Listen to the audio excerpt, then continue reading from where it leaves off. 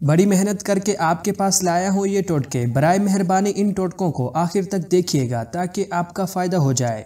हमल जल्दी जल्दी ठहराना है तो बीवी को चाहिए कि अपनी टांगे शोहर के कांधों पर रखकर हम बिस्तरी करवाए। इससे मर्द की टाइमिंग भी बढ़ेगी और हमल भी ठहर जाएगा और इस तरीके से मर्द का आज़ू औरत की शर्मगाह में गहराई तक जाएगा। जिन औरतों की शर्मगाह काली और खुली हो गई है और वो शर्मगाह को तंग और गोरा गोरा करना चाहती हैं तो इन्हें चाहिए कि फटकड़ी को पीसकर अर्के गुलाब मिलाकर शर्मगाह पर लगाएं। शर्मगाह 16 साल की लड़की की तरह तंग और गोरी गोरी हो जाएगी। जो औरतें ब्रेस्ट के छोटे होने की वजह से परेशान हैं और वो अपने ब्रेस्ट को गोल मटोल और फुटबॉल की तरह बड़े करना चाहती हैं तो इन्हें चाहिए कि सुबह सुबह अपने ब्रेस्ट को हाथ ना लगाया करें और जैतून के तेल से अपने शोहर से मालिश करवाएं और अपने ब्रेस्ट पर शहद डालकर अपने शोहर से चटवाएं। जिन बेचारी औरतों का हमल ठहरता ही ना हो, ये दूसरे तीसरे महीने में हमल गिर जाता हो और ससुराल के ताने सुन सुनकर तंग आ गई हों, इन्हें चाहिए कि हमल ठहराने का अंदाज़ा होते ही कद्दी के बीजों को खाना शुरू कर दें। हमल नहीं गिरेगा। अगर आप भी इन लोगों में से हैं जिनको कपड़े इस्त्री करना में परेशानी होती है, कपड़ों के नीचे एल्युमिनियम फॉइल रखें और इस्त्री फेर दें। आगे की जानिब इस्त्री करें और पीछे खुद ब खुद गरमाइश और आयन रेडिकल से कपड़े इस्त्री हो जाएंगे। एक वक्त में 3 रोटियों के 3 पेड़े एक साथ बनाकर रखें और एक पेड़े पर हल्का सा तेल लगाकर दूसरा पेड़ा इसके ऊपर रखें। इसी तरह दूसरे पेड़े पर हल्का तेल लगाकर तीसरा पेड़ा रखें। अब इन तीनों को किनारों से आम पेड़ों की तरह दबाकर बेल लें। इस रोटी को पकाने के लिए तवा दरमियानी आंच पर पहले से गर्म रखें और रोटी तवे पर डाल दें। आप देखेंगे कि जैसे जैसे आटा पकने लगेगा, तीनों रोटियां एक दूसरे से अलग होने लगेंगी।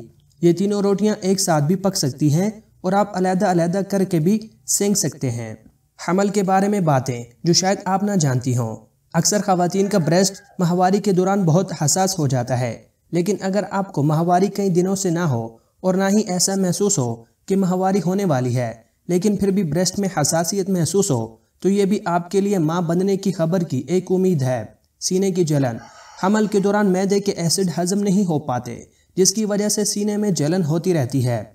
ऐसी सूरत में 1 गिलास दूध में 4 गिलास पानी मिलाकर रखें और वक्फे वक्फे से पीते रहें। जलन ज़्यादा हो तो गैस का सिरप पी लें। याददाश्त में कमी। हमल में याददाश्त पर भी असर पड़ता है और अक्सर ख़वातीन छोटी छोटी बातें भूलने लगती हैं। इसलिए अपनी ज़रूरत की चीज़ों को नज़रों के सामने रखें और अहम बातों या कामों को नोटबुक में लिख लें। कपड़े गीले हो जाना। हमल में पेशाब ज़्यादा आता है और इसे रोकना मुश्किल होता है। बाज़ औक़ात खांसने और छींकने से भी निकल जाता है। इसकी वजह ब्लैडर पर यूट्रस का दबाव होता है। बच्चे की विलादत के बाद ये मसला खुद ही ख़त्म हो जाता है।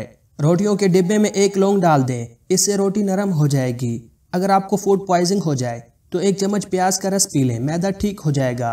जल्दी सोना जल्दी उठना, देर से बुढ़ापा लाता है। तवील ज़िंदगी जीना चाहते हैं और लंबे अरसे तक जवान रहना चाहते हो तो इस तरीके पर अमल करें। ख़वातीन मखसूस अयाम में इन बातों का ख़ास ख्याल रखें। गर्म पानी का बैग आपके लिए फ़ायदेमंद है। चहलकदमी ज़रूर करें।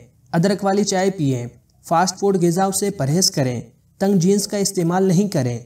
आयरन की कमी को दूर करने के लिए पालक और गोभी का इस्तेमाल करें। 1 केला रोज़ाना खाने से चिड़चिड़ापन, गुस्सा और जहनी दबाव ख़त्म हो जाता है। लंबी ज़िंदगी जीना चाहते हैं तो रोज़ ये 3 चीज़ें सुबह उठकर खा लिया करें। खजूर, नारियल और नाशपाती। इंजीर जोड़ों के दर्द में मुफीद है। अगर जिस्म से बदबू आती हो तो नहाने वाले पानी में थोड़ी सी फटकड़ी शामिल करें और गुस्ल करने से जिस्म की बू ख़त्म हो जाएगी। वो ख़वातीन जिनका जिस्म किसी भी बीमारी की वजह से कहीं से भी सूज गया है या पेट का निचला हिस्सा निकल गया है और मोटापा आ गया है, इनके लिए बैठकर झाड़ू लगाना मुनासिब, सबसे ज़्यादा मुनासिब और फ़ायदेमंद है। सूरजमुखी के बीज। लड़कियों की कम उम्री में इनको माहवारी साइकिल रुक जाती है, जिससे सारा खून यूट्रस में जमा होने और रसने लगता है। इसके लिए सबसे अच्छा और आसान नुस्खा यही है कि आप सूरजमुखी के बीजों को कच्चा चबाकर खाएं और नारियल के तेल में अच्छी तरह फ्राई कर लें। इनको रोज़ाना 1-1 चम्मच खाएं। इससे माहवारी का रुका हुआ खून भी आसानी खारिज हो जाएगा और साइकिल नॉर्मल भी हो जाएगी। यरकान के मरीज़ को जौ का सत्तू 2 चम्मच खिलाकर ऊपर से गन्ने का रस पिलाया जाए। मरीज़ सुबह के वक्त गन्ना चूसे। गन्ने का रस दिन में कई मरतबा पिए। इससे यरकान 1 हफ्ते में ठीक हो जाएगा और अच्छी सेहत हासिल होगी। मुंह के छाले दूर करने के लिए अमरूद के तकरीबन 2 पत्तों का लपेट लें। पान की तरह मुंह में रखकर चबाएं, छाले ख़त्म हो जाएंगे।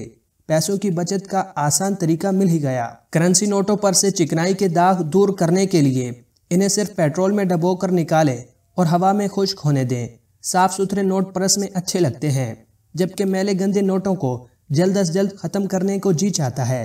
लिहाजा नोट साफ हो तो ये भी एक तरह की बचत है। पिसी हुई सुर्ख मिर्च।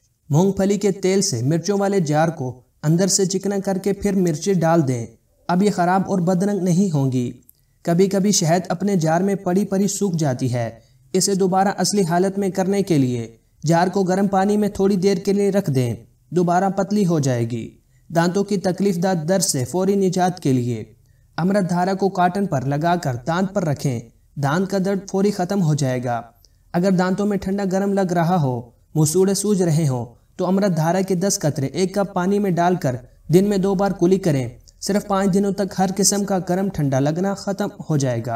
गन्ने का रस ये अरकान के मरीजों के लिए निहायत मुफीद है।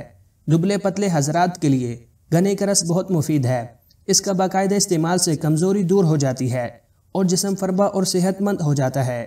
अगर आपको हमारी ये काविश अच्छी लगे तो इसको शेयर करके हमारी हौसला अफजाई करें, क्योंकि अच्छी और मीठी बात बताना भी सदका है। हो सकता है कि आपके शेयर करने से किसी ज़रूरतमंद का भला हो जाए। शुक्रिया।